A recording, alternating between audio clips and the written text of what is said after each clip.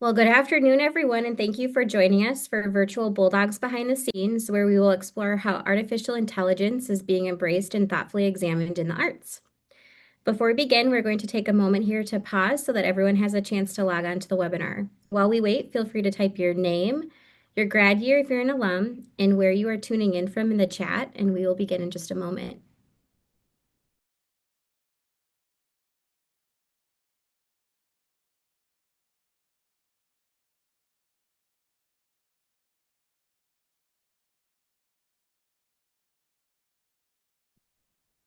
Well, my name is Molly Clevin, and I'm with the UMD Alumni Relations team. Today's webinar is being recorded and will be uploaded to our Alumni Relations website. You will receive an email with the link once it's ready. Finally, we will have time at the end of the presentation to answer live questions. To submit a question, use the Q&A button on the bottom of your screen.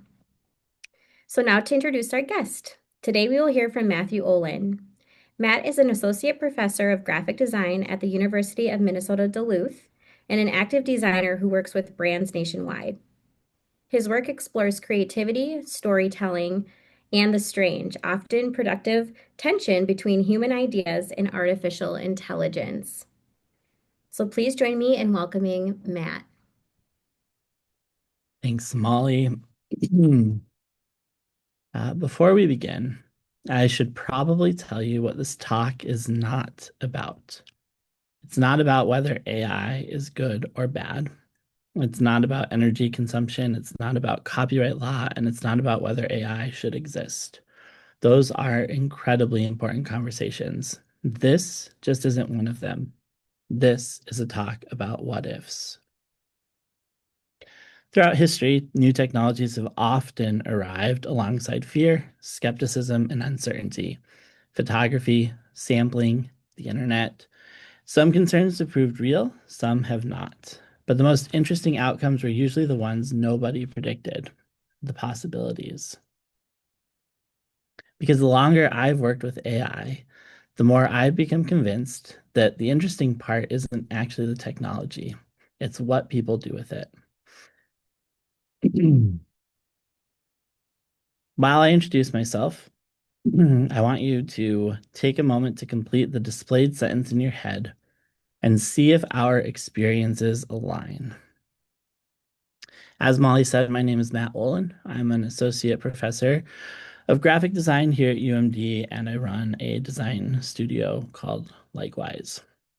Now, when I was in college, I created and killed a fake emo band. And somehow, 20 years later, thanks to AI, I've brought that band back from the dead. And not just as a band, as an entire universe. But to start, we're going to talk about bridges. I grew up in Colorado near the Royal Gorge Bridge, then moved to Duluth, where the aerial lift bridge is basically our heartbeat. But if there are bridges that matter most to me, they are the ones found in pop punk and emo anthems, only recently ousted on Friday by Olivia Rodrigo. When I was in college, 2004 to 2009, the internet was a playground. MySpace, AIM, Zanga, early YouTube. We learned code by customizing our pages for ourselves and our friends. They were places to play. Many principles of UX come straight from that era. Clicking buttons just to see what happens. Testing ideas in sandboxes. Hunting Easter eggs. Following breadcrumbs like Hansel and Gretel. For one assignment, this is college me, I had to make a believable internet persona. We were playing with the possibilities of what the internet could do. Mine was a fake emo band of triplet brothers, all played by me. I called it Sleepwell August.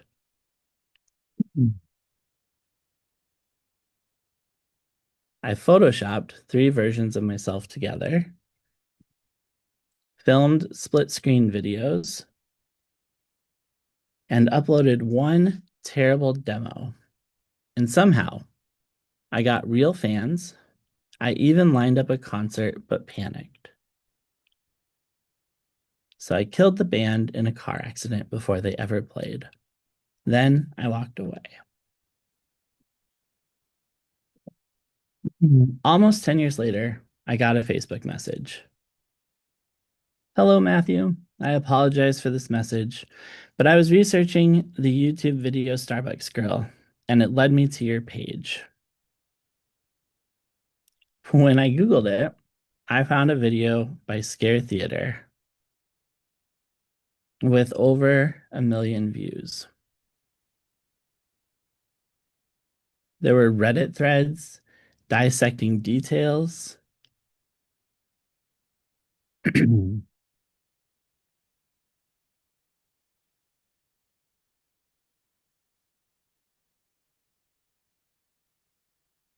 Even our old demo resurfaced. The myth of this band was alive without me. People wanted to believe in Sleep Well August. Fast forward to 2023. Like a lot of people, I started experimenting with generative AI shortly after ChatGPT appeared. At first, it was mostly curiosity. I wasn't trying to predict the future of design. I just wanted to see what happened when I started playing. It felt strangely familiar, like the internet I grew up with, a new sandbox, a new place to explore. And the more I did that, the more I noticed that the most interesting results weren't coming from the people with the most technical prompts. They were coming from people bringing something weird, personal, and specific into the conversation. For years, students in typography classes have used lorem ipsum as placeholder text. If you've ever designed anything, you've probably seen it. It's useful, it's practical, it keeps students from getting distracted by the content while they're learning layout, hierarchy, and composition. But after a while, I started wondering if it was doing the opposite. If nobody cares about the words, it's a lot harder to care about the design. Lorem ipsum is not the only placeholder that designers use. You've probably seen the phrase, the quick brown fox jumps over the lazy dog. It's a pangram, which is a sentence that uses every letter of the alphabet, and designers have used it for decades to evaluate typefaces. There's nothing wrong with it. We use placeholders because they're convenient, but at some point I realized many design assignments were built on placeholder content, placeholder audiences, and placeholder problems. And if the student's foundation is generic, the work can also start to feel generic.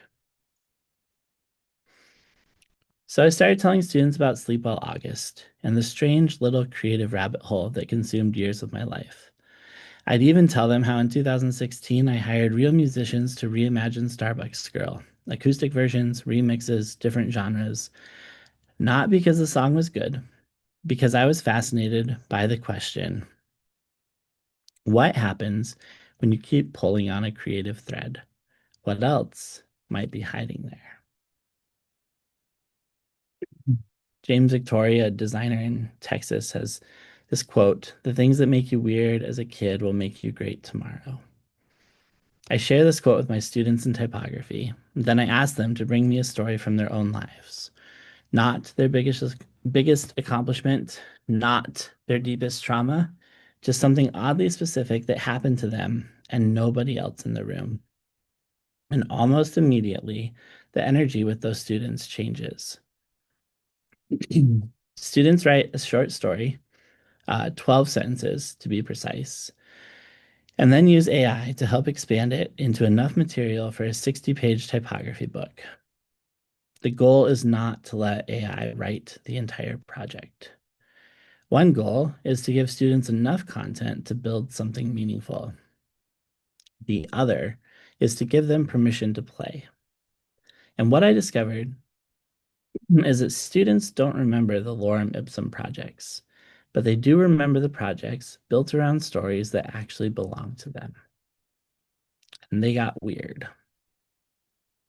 One student created a book about growing up immersed in her family's mortuary business. Another wrote about her notorious knack for falling during basketball games in high school. And another wrote one called Until I Stopped Beeping, which sounds like a science fiction novel. It's not. When she was younger, she swallowed a battery. The doctors told her it would pass it naturally, but until it did, she had to go outside every day and get scanned with a metal detector until she stopped beeping. Eventually, she stopped. And that's the whole story. And it's amazing. And not because it's dramatic, not because it's life-changing, but because nobody else in the room had that story. Outside of the classroom, I played more, first with images, like reimagining my client's logo made out of donuts, or bringing my client's mascot to life. And then I started playing more with generative music. In November of 2024, I have three kids. My daughter was just on the previous slide, and I have twins, twin boys who are 7 now. But at the time, I overheard my 5-year-old say, "Alexa, play Santa's Got a Little Butt Cheek." So I made that song and pushed it to Spotify so Alexa would play it. At first, it was silly. I could turn stray ideas into songs, like Fart Party Anthem, dumb spelling songs like the ABC Shanty, and there's no F in way. Say that one fast. Every generation produced something different, different voices, different styles, different personalities. Instead of seeing that as a flaw, I treated it as a feature. I grouped them together as a patchwork of musicians and released the songs as the Patchwork Friends. But I could not shake that fake dead band. My brother in law, who lives in New Zealand, had been so fascinated with my compilation of Starbucks Girl genres, remixes, and acoustic performances that every year for Christmas since 2020, he would record Starbucks Girl in a new style. There's folk, there's a sea shanty version, R&B, and even a post-apocalyptic steampunk version. Most recently, most recently, he has recorded a Pacific Island reggae version of the song, as well as a monk chant. Not because the song deserved it, not because the song is good, but because once you start pulling on a creative thread, you become curious where it leads. So, using generative AI, I was curious. Could I finally hear that perfect pop punk version of Starbucks Girl that I had been chasing for years? The kind of song Sleep Well August might have played. You made me an eggnog latte, you made my day. I love the Starbucks on the corner of Baseline and Broadway. Hey, hey, hey, hey.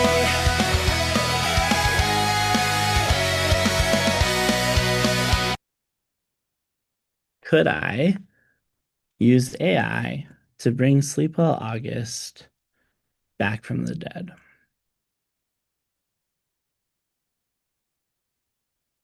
Some generations of songs came close. The one you just heard was exactly how I had imagined, but a few were too good to throw away. Keep in mind, every generation at this time sounded like a different band. That's when it clicked. Maybe these weren't throwaway songs. Maybe they were covers. Maybe in this weird fake world, they were modern bands paying homage to a classic. So in March of 2025, I started building a whole roster of bands with back catalogs, fine-tuning each sound, imagining the impact Sleep Well August might have had. Then in May of 2025, so a little more than a year ago, I had another breakthrough. I revisited the album covers I'd made in college. They were fun, they were emo, but they were very clearly student work. Around the same time, I had tried using AI to turn my kids' drawings into realistic imagery. I forgot to credit, this one's my then 6-year-old Dash. So I thought, why not try the same idea with my old covers?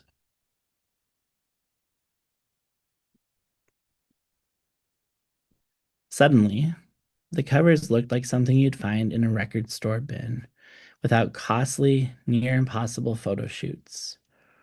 And that's when I realized I wasn't just redesigning, I was creating something that had never existed before. I really love actually flipping between these. Funny to me. Hmm. Roland Barthes once said, myth is a type of speech, a way of turning culture into nature. In other words, a story repeated enough times starts feeling real. When that student project stopped looking like a project and started looking like proof that the band must have existed, it became a myth. And that's kind of when I realized that this wasn't really about a fake band anymore. Once I started seeing AI as a tool for turning ideas into believable realities, I started noticing its possibilities everywhere, not just in fake bands, but in design projects too. The mascot you're looking at, myself and two other designers designed almost 3 years ago. It's for Proctor High School. And after taking the initial concept, I hired one of our alumni to see it through further, and then hired another alum to refine that. So three professionals brought this thing to what you're looking at. But that design would have stayed an illustration. However, using generative AI can show me the mascot in costume on the gymnasium floor. This is where AI becomes something I've begun to embrace in design education here at UMD. Design itself is ultimately a collection of ideas. For years, design education has focused heavily on execution. But interestingly enough, technology has been removing technical barriers long before AI entered the conversation. Technology was already changing how our students approach creativity. With Pinterest, Google, and an endless stream of curated inspiration at their fingertips, students could find examples of almost anything in seconds. The challenge was no longer finding ideas, it was avoiding everyone else's. The more students filled their screens with existing solutions, the harder it became for them to discover their own. Within the past 10 years, another change has happened.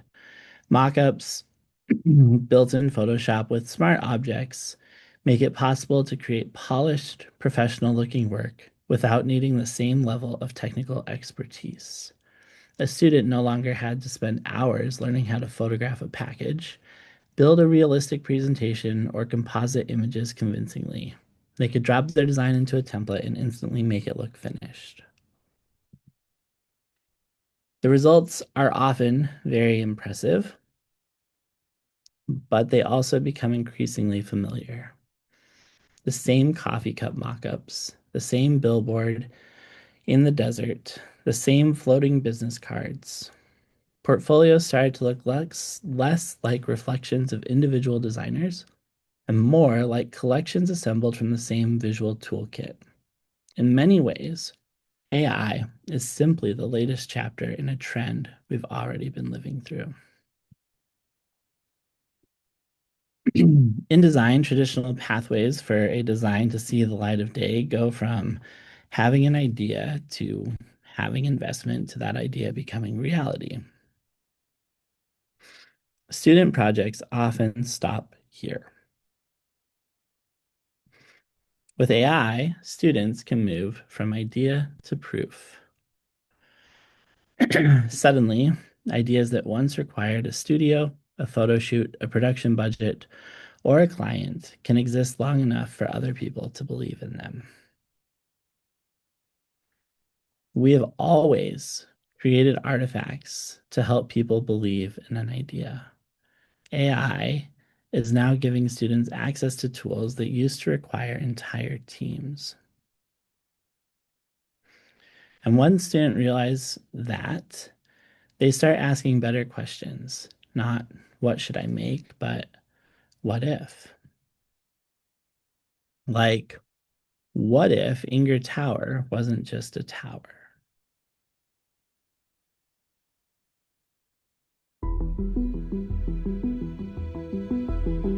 Perched above Lake Superior, Enger Tower has watched over Duluth for nearly a century. But what if the story we've been told is only the surface?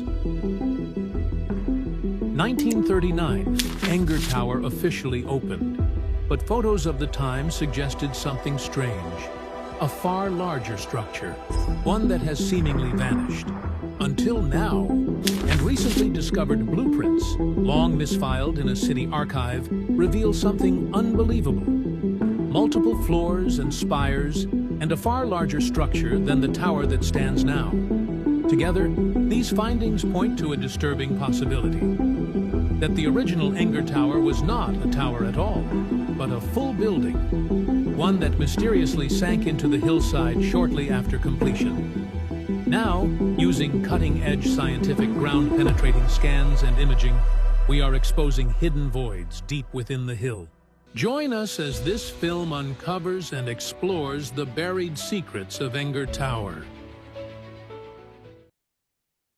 Now students can combine AI with their existing skill sets to see their ideas come alive. Not as finished realities, but as proof of what might be possible. And that proof builds confidence, momentum, and curiosity. The more I personally experimented, the more I realized that AI and exploring the resurrection of Sleep Well August wasn't just about making songs. Bands released demos, acoustic takes, live recordings. Could they release an 8-bit recording, a vaudeville recording, and more?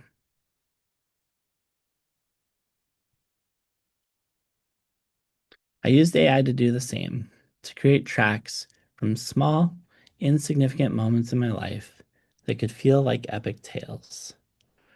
New songs came from ordinary life. One night, while taking my puppy outside and calling endlessly for her to come back, I prompted ChatGPT to help write a song called You Never Listen. It sounded like a breakup anthem, but really it was about training a dog. I called your name, but you just ran, chasing shadows, slipping hands. You never listen, you never learn. Now the tide is set to turn. A year ago, we were leading a study abroad trip, and we were at the Hans Christian Andersen Museum in Denmark. The students and I all looked around, and surrounding us were these quotes. And we realized that Hans Christian Andersen was basically the father of emo. His quotes read like Taking Back Sunday lyrics. So I dropped a few photos from projections in the museum into chat, and out came the song Paper Cut Heart. Love me little, but love me long. Love is longing, and the longing dies when it is fulfilled. Yeah. This is very weird to be talking into a void where I don't see any reactions, just so you know how I'm feeling right now. Using AI, I even created Sleep Well August's final concert the night before their fatal crash, including their closing number from 2008's fake track list that still lives on the internet. Tonight We Party, Tomorrow We Die is so incredibly emo. Today, there are fictional bands covering Starbucks Girl, Sleepwell August's final concert poster, a Rolling Stone cover article about their resurrection, and even a mockumentary about their legacy.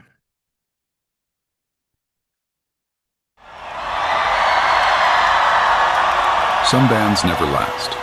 Some last too long.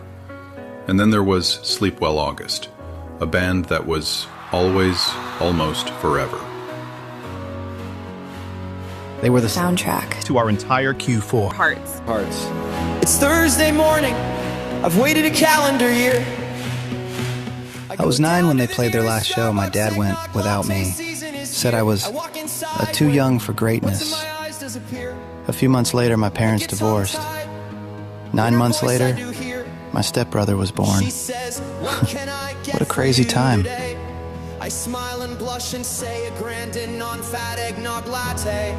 Hey, hey, hey, hey. I was 6 when they died. 6, like kindergarten. As I got older, I dove into their catalog. And it felt like they had a song for every girl's name but mine. Look, I was just an intern at PRR. Lauren, Jamie, Jenny. My whole job was like making coffee runs and setting Jerry's away message. Allie, Charlotte, Caroline. But the scene back then, every band had their thing. Blink-182 had humor. Fall Out Boy had song titles longer than my resume. Reliant K had like morals. Sleepwell August, they had a song about lattes. That's how you knew they belonged. You know, when we signed the guys, they had those long-ass song titles. I told them, shorten the titles, you'll blow up. And then my guys blew a tire, and Fall Out Boy blew up. Fucking Fall Out Boy. But is there a song with Madeline? No. See? Even Britney got one. I took over about 9 years ago. We grew the label around their ripple effect. If your demo made us miss people we never actually dated, like Sleepwell August once did, we signed you. Were they more than human? Or just ones and zeros?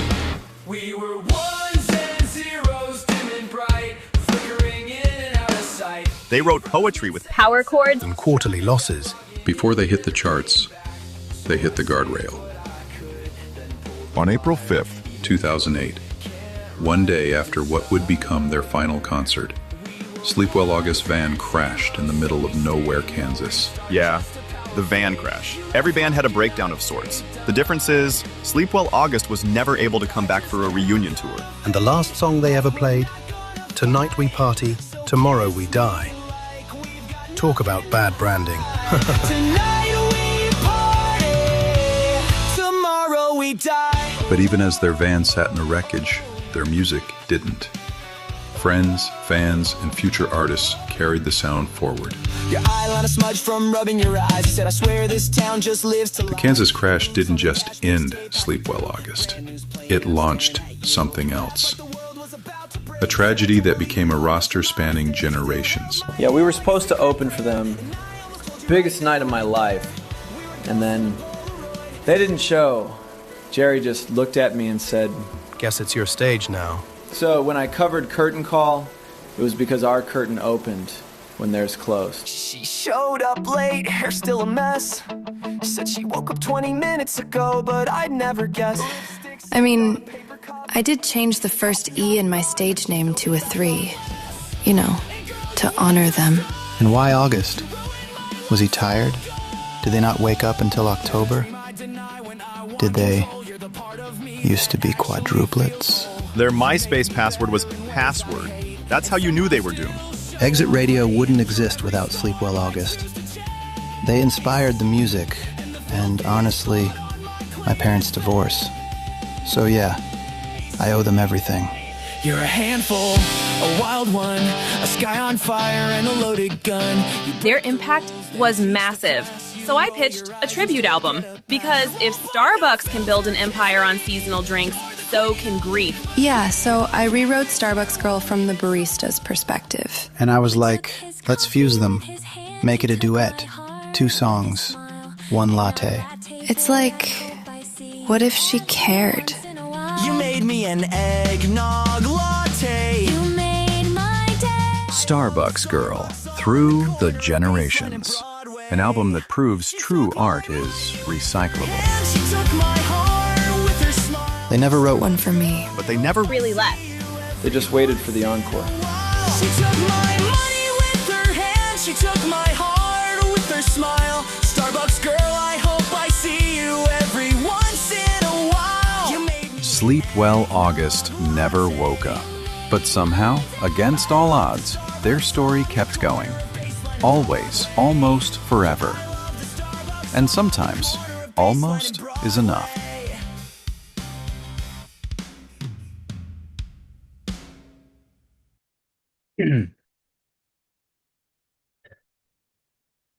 That was in October.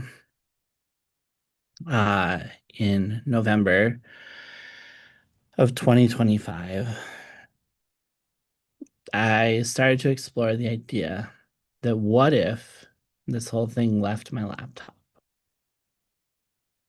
So between the end of November and early January, I expanded on this project. And earlier this year, myself and a colleague received a grant to explore that possibility over the next year and a half. Not because I collaborated with AI, but because I became interested in what happens when an idea that begins in a sandbox becomes something people can experience together.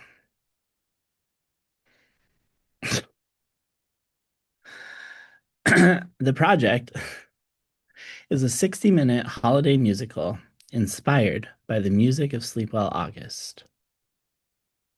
The musical itself is complete and honestly very catchy. But the thing that excites me most is not the technology. It's the people, actors, musicians, directors, designers, choreographers, students. That is why the project received funding, not to explore what AI can do by itself, but to explore what happens when human creativity gathers around an idea and brings it to life. Students hear a lot about what AI might automate.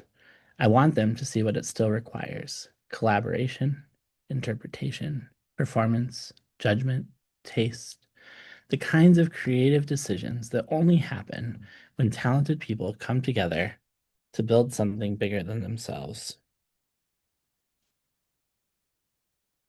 I want students to enter the job market understanding that their value is not in knowing how to use AI.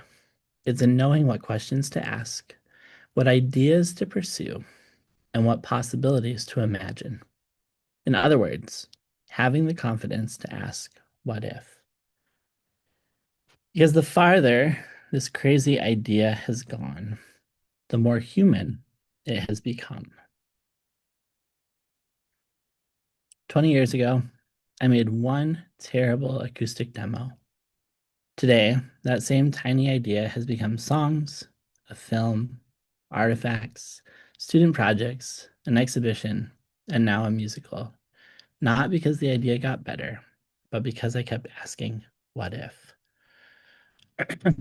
The longer that this talk has gone and this exploration has gone, the less I feel that it has become a talk about AI, and the more it feels like it has become a talk about curiosity, about chasing ideas, about giving ourselves permission to play, and about asking one question over and over again: what if?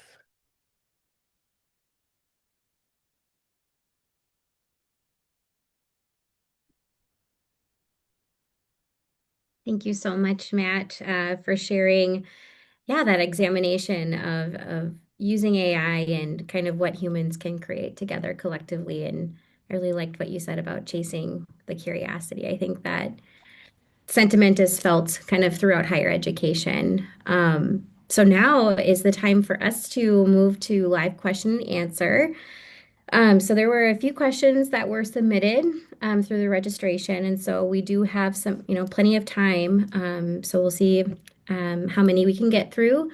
As a reminder, if you would like to submit a question, the chat box or the Q&A button on the bottom of your screen, both will work great. So I think we'll start with a question just as an educator, Matt. How are you seeing students respond to AI tools in design studios? Kind of what excites you about that and what concerns you about that? Yeah, we've actually had really, really, really good discussion. Some students uh, are willing to embrace it, and some students want to stay very far away from it. Um, on a very technical level, unless you're, paying for a pro subscription of ChatGPT or any other generative software, there are already limitations in place. So students in some of my design classes would, reach their 5 image limit per day. So actually they're limited by accessibility in a lot of ways. Some students have, and very understandably, concerns about the ethics of AI, what AI is trained on, what these companies are actually doing with the power uh, that they're growing every day. There's conversation around the environmental impact of AI.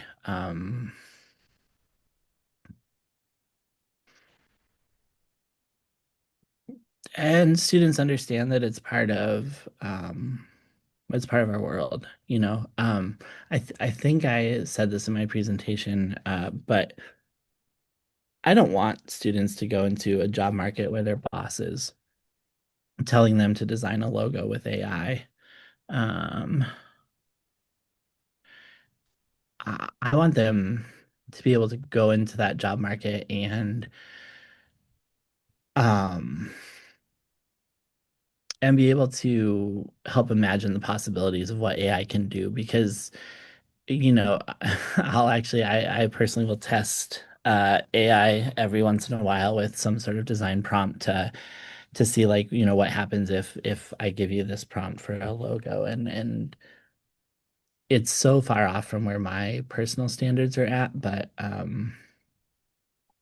yeah, I do think it's important for students to know and so I try to balance, let's use it, but maybe let's use it in an unexpected way. I think I'm diverging very far from your question. I don't think so. That was great. There's actually a question that just came in now. I'm wondering about how do you or we transmit the concept that you still need people, their creativity and curiosity to make use of AI effectively? So that's a great question. One of the projects that I've been doing in our senior capstone this past year has been for the students to build an impossible event, something that can't or doesn't really exist in our world, they can uh, so that they can experiment with AI to maybe help visualize what that um, would or could look like. And so to get back to that question about creativity and curiosity, I think when students start presenting their ideas and um, showing the wide range of you have this open-ended topic, they can literally choose anything in their world. So one student created a skiing and EDM festival for grandmas. Another student created a sports competition that takes place on barges. Another student um, created a festival combining a love of soda pop with pop music. It's like, things that, again, I think are a direct indicator of creativity and curiosity, and AI just becomes a tool in the same way that we use Illustrator, Photoshop, or Figma, or any other tool to bring our idea to life. Those projects are designed so that students have something based around AI in their portfolio. And to go back to Molly's earlier question, when I have students that are absolutely adamant to not use AI, I don't force them, which I've only had one student really put their foot down and say they didn't want to use AI, and I respected that, and we had great conversation, and uh, and they still produced a wonderful project. Because of the prompt and the impossibility of it, I think it was maybe a little limited, but nothing that they didn't overcome using the tools at their disposal. So there's some questions around intellectual property, and just wondering who owns or has permission to use the items made with AI. Yeah, I really I like I'm not Mhm. not a lawyer, and I can't speak to that entirely. One thought process that's existed in the design world far before AI is the difference between doing something that's conceptual and then doing something that you're trying to monetize. So when students are using AI for projects, it very much is falling into the conceptual realm.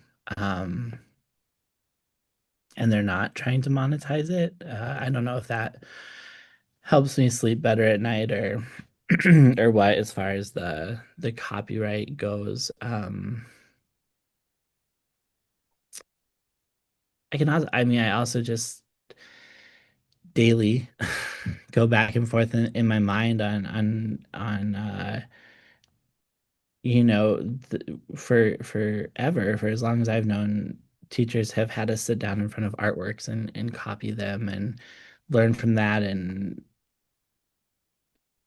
you know, the difference is that those artists have put their work in museums or had their work purchased for collections, and then there's the argument with AI about it scraped this data without permission. So I don't know.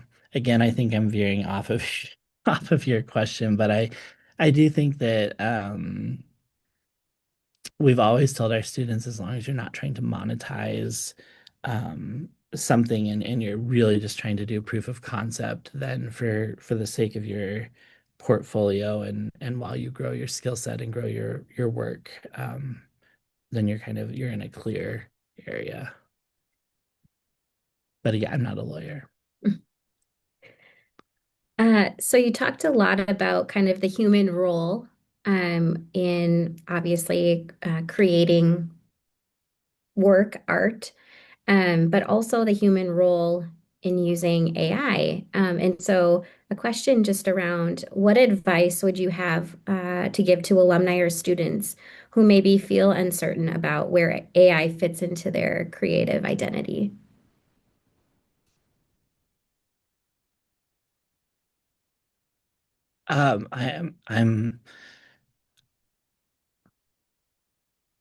I strongly believe that we fear the things that we don't know, and really hope that students can learn what these tools can do so that they can see the possibilities, and also so that they can really know the limitations of them.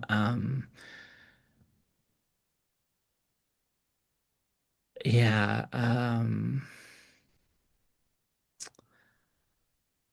One of the features of the grant we received for making the musical is to actually work with professionals who are in their industry working to help show students that there are jobs for them. I think there's a lot of echo chamber, a lot of thought that jobs don't exist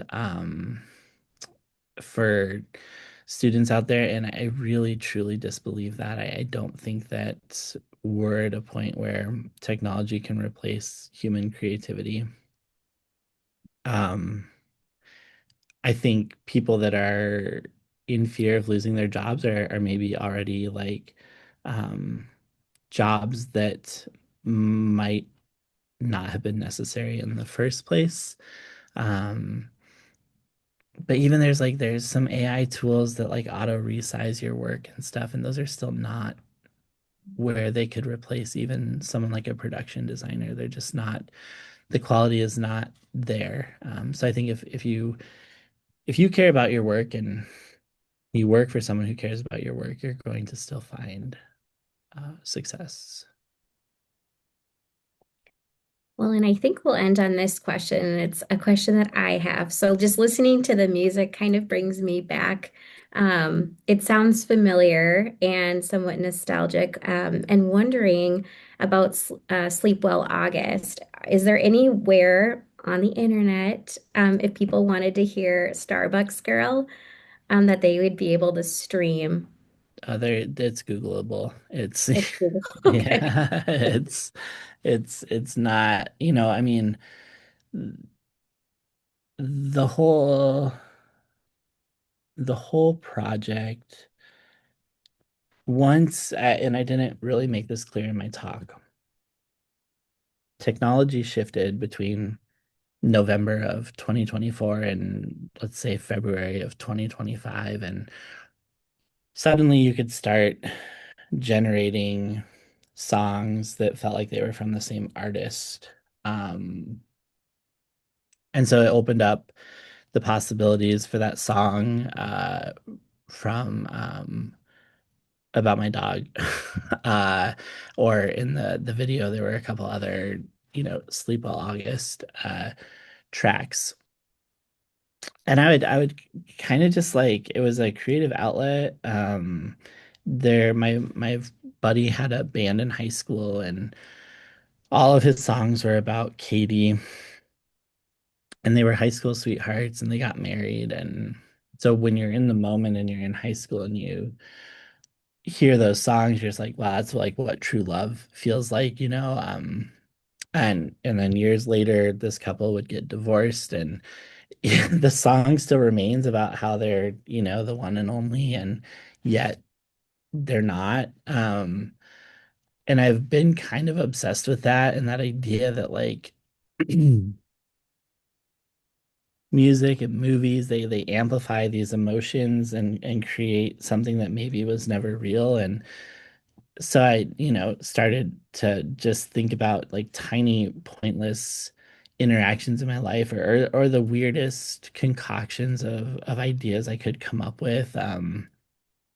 I mentioned in my talk, like, what if you could have a vaudeville version of a song? And so at one point with my utmost emo uh, sensibilities, I thought about like, what if you could write a song called like Life's Not Fair, but it's all about like going to a fair or like a festival or a circus. So all the metaphors for life not being fair are actually like circus related. Just absolutely something I would not explore maybe. And then after creating that song, then creating the vaudeville version, because why would you not want to hear what the song would actually sound like in a circus tent? Um, I don't know. I mean, just like exploring weird pathways. So yeah, you can find the historic Sleep Well August stuff. There's also this song by this band Darling Side. They're one of the most talented, amazing bands. They're a folk quartet, and they have this song called "Go Back," and I'd encourage you to listen to it. If we could pause for 4 minutes and you could listen to it, and then I could tell you what is about, it would be even more meaningful. But um, you listen to it, and it's a song about regret and this idea of going back, and you just feel all the emotions, and it's beautiful and gut wrenching. And It's about Back to the Future. And so when you listen to it again and you think, oh, this is just about a movie with Marty McFly, you actually realize how clever the song is. And so like, I don't know, at one point I was like, could we make a song about the Lion King that's like not really about the Lion King, but kind of about the Lion King? And just that idea, like, how could you take these ideas and so it was interesting because you could, have these weird ideas and then maybe I would even have like the hook in my head or hum a tune or then you iterate with whatever AI platform and Suno you can actually upload. The song is called Go Back by Darling Side. It's just phenomenal. And if you ever have a chance to see Darling Side in person, they're it's the most amazing concert I've ever been to. Um, yeah, I think that iterative process and you can upload like your own tunes and that's actually how like Starbucks Girl came to life was by uploading my demo from college and then recreating it. And I mean even in like January of 2025, like you could not get a pop punk track to really be generated. Everything sounded like rock or country. And if you put the word truck in any song, then your song turned into a country song. And so it was really, and this isn't part of your question, but even just evolving with the technology. So despite like where this technology goes, I think one interesting thing is that this project always exists in this time where the technology really had this crazy growth and evolution. And I do really like that part about it. Well, we did have one more question, just about when the Red Cup Day musical, is it open? Will it be open to the public? When will people know and will tickets be available to purchase? Yes. Yes. So the whole thing is we're figuring out I mean, just to be honest with all of you, writing a grant for an AI musical feels like shooting in the dark, maybe to the utmost extreme that one could do that. So long answer. Short answer is yes. Long answer is that that project started at the end of November. It was done by the end of December. And by January 1st, I was on a hike with my dog and listening to it and was like, this is actually like kind of cool. I actually didn't even want to do the project. I just thought like if Starbucks Girl, the song existed in a Broadway style, then I had to have this whole musical around it. Um, so we got the grant. We're figuring out logistics, but very tentatively, it will be at Zeitgeist November of 2027. That's in Duluth for those of you who are unfamiliar with Zeitgeist. Mm. And the cool full circle moment of all of this, I moved to Duluth from Colorado in 2009. And one of my first freelance gigs was actually designing Renegade Theater Company's posters at Zeitgeist for a lot of years. Um, and I was a thespian in high school and I had my own bands and whatever. Like, but it's really fun to now have all this kind of come back to all these different threads that have kind of woven in and out of my life over the years. I'm very excited for it. Mm. Well, we just want to thank you so much for sharing with us, Matt. And if there are other questions that come up later for you all, feel free to reach out to our office. We'll be sending some follow-up communication after this session too, and we can drop some of those links, the Darling Side um, song in there too. So I know there were some side chats just about that. So again, thank you so much, Matt, and we hope to see all of you again at future alumni events. Thanks Thank again. you, Have a great Molly. day.